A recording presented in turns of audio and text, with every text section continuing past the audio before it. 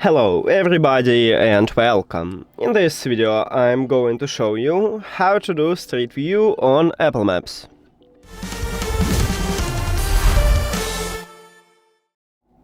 You have to start by open Apple Maps application. After that, select the point what you wanna check. Let's say I wanna check Street View at this location. Press and hold. And right here we have this icon, you need to click on it. And here it is, we have Street View. That's it.